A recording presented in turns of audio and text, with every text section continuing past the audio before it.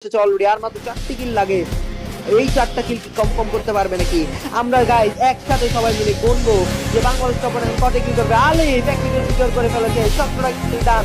আবারও সামনে দিকে প্লেয়ার এই ক্যান্সার প্লেয়ার চলে আসবে, শট কানেকশন নকডাউন এর কথা। Shuvo will be getting knockdown, another kill has been done. Rebel will be getting knockdown and the whole team of AKN has been shut down from the lobby. Last 2 kills needed, last only 1 kill needed to be get the booyah in this match. দুইটা মাত্র player তাদের থেকে booyah নিয়ে নেওয়ার জন্য ready.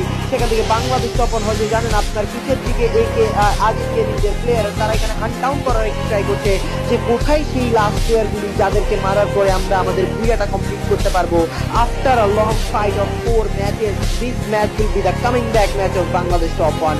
Next match is the match that এখান থেকে Bangladesh top তারা কাম ব্যাক করবেন। এই মুহূর্তে যদি বলি আজিম গেমের দুইটা প্লেয়ারদের কাছে একদম খুবই কম চান্স, মাত্র 5% chance to get the booyah, but সেখান থেকে অলরেডি ফাইট দেখা হয়ে যাবে, ফাইটিং গেম হয়ে যাবে। আলী গেমের সামনে ডাবল স্নাইপার একটা শো কানেক্ট করে ফেলবে the rebel. Ali game instead যে স্নাইপার চার্জ করছে, স্নাইপার চার্জ করেই যাবে, শট কানেক্টেড নকডাউন বের করে ফেলবে। আর একটা মাত্র প্লেয়ার শুভ 69 এর না লাস্ট শটটা ছিল আলী ফের একটা বুইয়া বুইয়া বুইয়া goes to Bangladesh top 1. Round of applause for Bangladesh top 1 and the last match they have come back and Subo 69 is the most valuable player.